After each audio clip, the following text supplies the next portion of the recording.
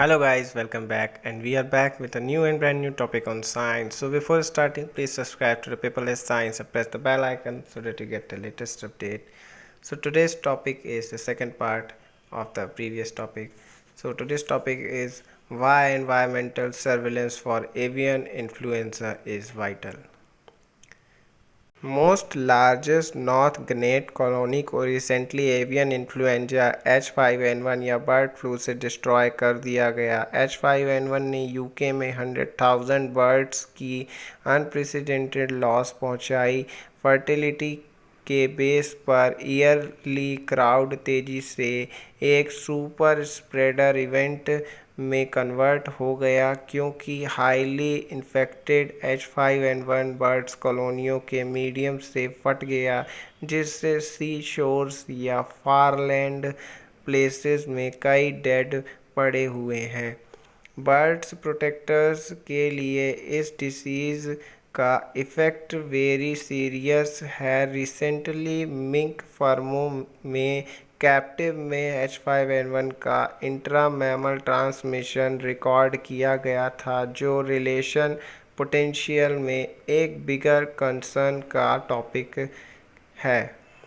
Zoonotic India में 2020 to 2021 में latest major avian flu का इम्पैक्ट कई स्टेट्स में स्प्रेड हो गया, जिससे वाइल्ड बर्ड्स की बड़े पैमाने पर डेथ हो गई, जिसने एक्टिव सर्विलेंस की लैकनेस पर कंसर्न को सबसे आगे ला दिया और कैसे wetland and waste water fowls habitat place poultry के इंटरफेस पर मॉनिटरिंग करने की ज़रूरत है को बताया।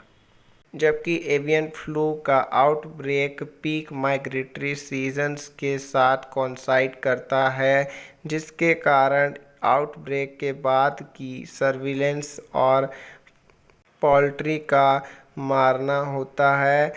पोल्ट्री एरिया के इनसाइड एंडेमिक का सजेशन देने वाले ऑफ सीज़न में आउटब्रेक की भी रिपोर्ट है। इंडिया वर्ल्ड में सबसे तेज़ी से बढ़ने वाला एग प्रोड्यूसर है, लेकिन यूरोपियन यूनियन के अपोजिट पोल्ट्री बर्ड्स को यहाँ के अगेंस्ट वैक्सीन नहीं लगाया जाता है। इसके अलावा एनिमल्स की डाइवर्सिटी वाले फार्म्स और नियर बाय के वेटलैंड्स के नियर के एरियाज़ में वायरस के रीअसॉर्टमेंट से पास की प्रोबेबिलिटी इंक्रीज़ हो सकती है, जो प्रोबेबली मोर वायरुलेंट स्ट्रेन H7N9 प्रोड्यूस कर सकते हैं, जो बाद में ह्यूमन्स को इफ़ेक्ट कर सकते हैं। इस पोटेंशियल के बावजूद पोल्ट्री एरिया में कोई एक्टिव सर्विलेंस नहीं है।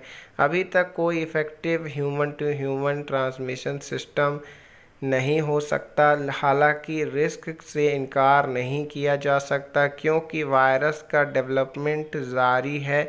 हमें इस वन हेल्थ के अंडर एक एक्टिव सर्विलेंस और passive all year need network की है, ह्यूमन एंड एनिमल्स को एक शेयर्ड एनवायरनमेंट से जोड़ता है, जो कि वेस्ट वाटर बेस्ड एपिडेमियोलॉजी और पैथोजन सर्विलेंस एनवायरनमेंट सर्विलेंस का एक इम्पॉर्टेंट कंपोनेंट बन गया है, जो हेल्थ एंड पैथोजन के कम्युनिटी रिस्क पर लगभग रियल टाइम की इंफॉर्मेशन प्रोवाइड करता है। जबकि इन्वायरमेंट सर्विलेंस कोई न्यू कॉन्सेप्ट नहीं है और कई पैथोजन्स की सर्विलेंस के लिए इसका वाइडली यूज़ किया गया है। यह एक एक्सीलेंट टूल प्रोवाइड करता है। एवियन इन्फ्लुएंजा वायरस से इन्फेक्टेड बर्ड्स ने लगभग 1 वीक तक अपने फेसियाई saliva and nasal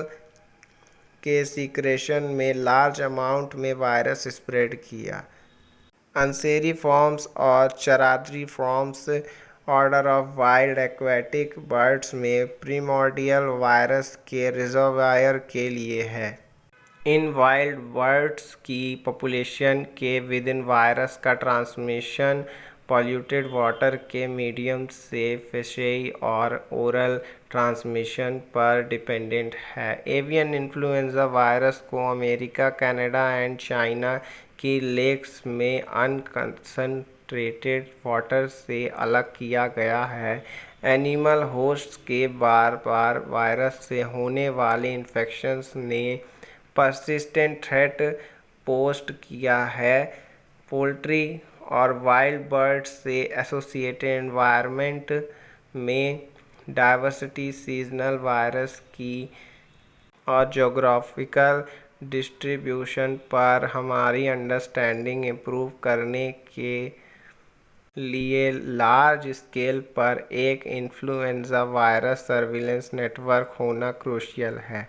avian influenza virus surface water and carcass में एक्सटेंडेड टाइम के लिए वायबल रह सकते हैं। यह सजेशन देते हुए कि लेक्स एंड वेटलैंड कई महीनों तक वेरिएबल टेम्परेचर पर एनवायरमेंटल रिजर्वायर के फॉर्म में वर्क कर सकती है। हांगकांग में एक स्टडी में एक H3N2 वायरस को 1 ईयर की पीरियड के दौरान एवरी मंथ फेकई एंड पॉन्ड के वाटर से आइसोलेट किया गया था और इस वायरस के मेंटेनेंस का introduction of susceptible environmental persistence and continuous duckling पर डिपेंडेंट है। डोमेस्टिक डकलिंग्स को H5N1 वायरस के लिए एक इम्पॉर्टेंट रिजर्वायर के फॉर्म में रिकॉग्नाइज किया जाता है। एनवायरनमेंट सर्विलेंस एक इम्पॉर्टेंट एरिया है जो एवियन इन्फ्लुएंजा वायरस की स्प्रेड डाइवर्सिटी के बारे में जानकारी को फ्री रेंजिंग डोमेस्टिक फोल्क्स में और कॉन्फाइनमेंट कंडीशंस की सिचुएशन में इंक्रीज कर सकता है जहां एनवायरनमेंट में फैकेई और अदर एफ्लुएंट डिपॉजिट हो जाता है। वायरस सर्विलेंस प्रेजेंट में वायरस सर्विलेंस रिएक्टिव हैज और डेड बर्ड्स के सैंपल्स लेने पर डिपेंड करता है। एनवायरनमेंट सर्विलेंस एक ग्रेट नॉन इन्वेजिव टूल होगा जो बर्ड्स को डिस्टर्ब किए बिना किया जा सकेगा और इसका use host and viral genetic material दोनों को गेन करने के लिए किया जा सकता है। मोस्ट इम्पॉर्टेंट बात यह है कि इन्वायरमेंट सर्विलेंस को effective carcass collection and testing के साथ पूरा किया जाना चाहिए और एनिमल्स पर बेटर बायो सिक्योरिटी प्रोवाइड की जानी चाहिए। फ्यूचर में प्रिपेयर्डनेस में इम्प्रूव करने के लिए पोल्ट्री फार्म्स को ट्राई करें। Farah Ishtiaq Tata Institute for Genetic and Society Bengaluru में साइंटिस्ट हैं। तो अभी के लिए इस टॉपिक पर इतना ही गाइस। आरिगातो गोजाइमास। सायोनारा।